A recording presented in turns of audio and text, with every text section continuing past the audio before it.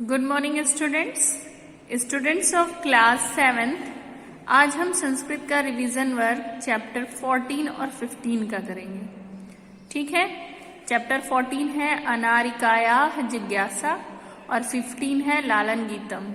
ठीक है, जो कि हमने सबसे लास्ट में पढ़ा था, इसलिए आप लोगों को मुझे जहां तक याद है कि याद होगा।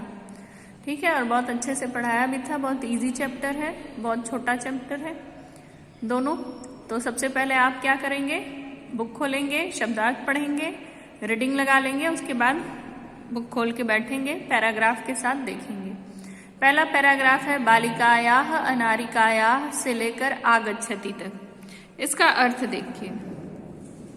बालिका अनारिका के मन में हमेशा जानने की इच्छा रहती थी।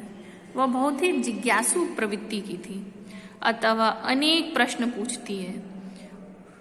उसके प्रश्नों से सबकी बुद्धि चक्र की भांति घूमने लगती है, मतलब लोग उसके बातें सुनकर चक्कर खाने लगते हैं, इतना ज्यादा उसकी बातें प्रश्न रहते हैं। इसलिए प्रातः उठकर उसने अनुभव किया कि उसका मन प्रसन्न नहीं है। मन को प्रसन्न करने के लिए या मन बहलाने के लिए वो घर के बाहर गई। घूमते समय उसने देखा कि रास्ते क्या हैं, सुसज्जित है, मतलब सजाए गए हैं।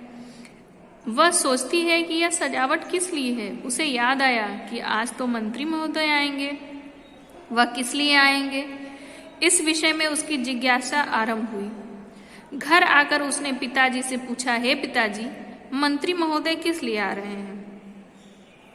पिताजी बोलते हैं, जवाब देते हैं, हे पुत्री, दूसरा संकेत चल रहा है, हे पुत्री, नदी के ऊपर एक नया पुल बना है और उस पुल के उद्घाटन के लिए मंत्री महोदय आ रहे हैं। अनारिका ने पुनः पूछ लिया, क्या मंत्री महोदय ने पुल का निर्माण किया है?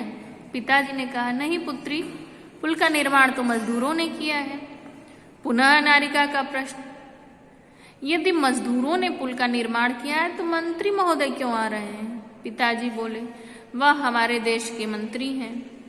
पिताजी, पुल के निर्माण के लिए पत्थर कहाँ से आता है?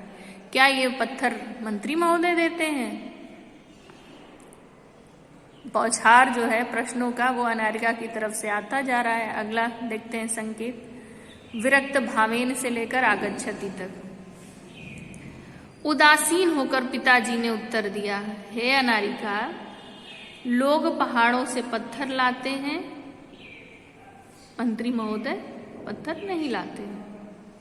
हे पिताजी, तो क्या इसके लिए मंत्री महोदय धन देते हैं? उनके पास धन कहाँ से आता है?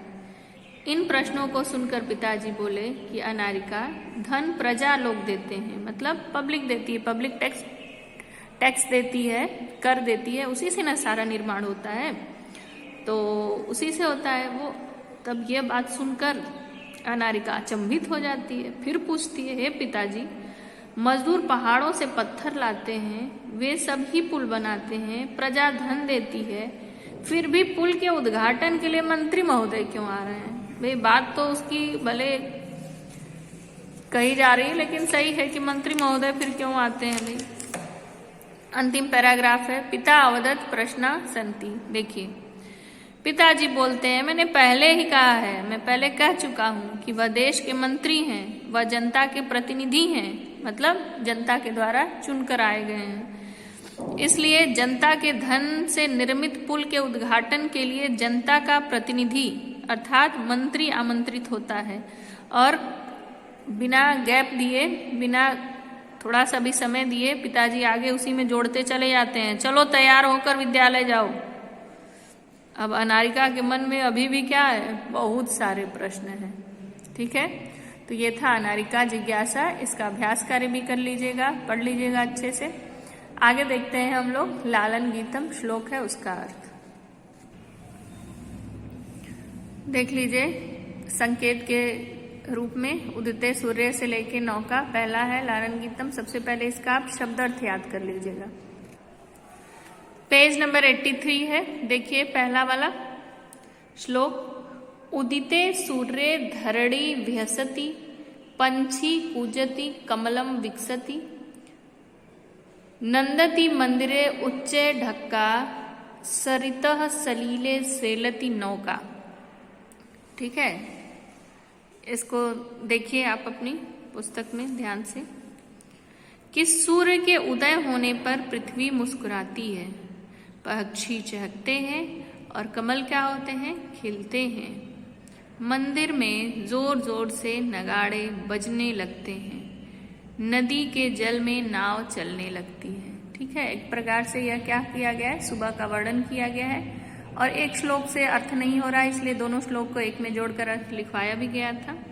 अगला है श्लोक पुष्पे से लेकर चित्र पतंगा और वृक्षे से लेकर चित्रम। ठीक है, देखते हैं। फूलों पर अनेक रंग हैं, मतलब अनेक रंगों के फूल हैं और उन फूलों पर तितलियां उड़ रही हैं, अर्थात मंडरा रही हैं तितलियां।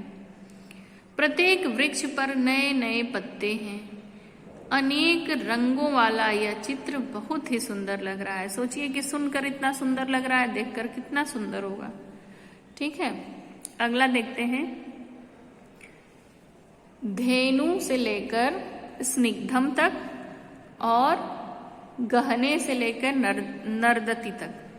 ठीक है, देखिए।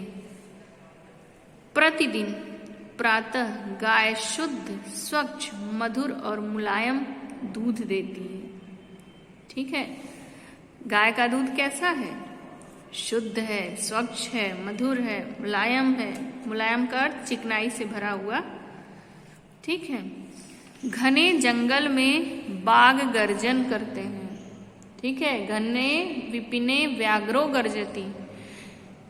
घने जंगल में बाघ गरज रहा है और वहां पर, कहां पर, उसी जंगल में क्या हो रहा है, शेर जोर से दहाड़ रहा है। ठीक है, शेर जोर से दहाड़ रहा है। नर्दती माने दहाड़ता है। अगला देखिए। हरिणोयम खादति नवघासम से लेकर पृष्ठे प्रचुरम भारम निवहति। ठीक है, इसका अर्थ देखिए। यह हिरण नई उगी हुई घास को खा रहा है और चारों ओर बड़े आनंद से देख रहा है। ऊंचा ऊंट धीरे धीरे जा रहा है और अपनी पीठ पर बहुत अधिक बोझ ढो रहा है, अर्थात उसकी पीठ पे सामान रखा हुआ है। अंतिम है देखिए। घोटक राजा से लेकर करतालम तक। ठीक है, घोटक राजा क्षिप्रम धावती धावन समये किमपि न खादति पश्यत भालुकमिम करालम नृत्यति तथय कुरु करतालम। ठीक है, अर्थ देखिए इसका। घोड़ा तेज दौड़ रहा है और जब घोड़ा दौड़ता है तो दौड़ते समय कुछ भी खाता नहीं है, वह दौड़ते समय कुछ भी नहीं खाता है। इस भयानक भालू को देखो, यह था करके नाच रहा है और तुम ताली बजाओ। करतालम, करतालम माने ताली। ठीक है, इस प्रकार से इसका अभ्यास कार्य कर लेंगे। ठीक है, श्लोक याद कर लेंगे, श्लोक का अर्थ याद कर लेंगे।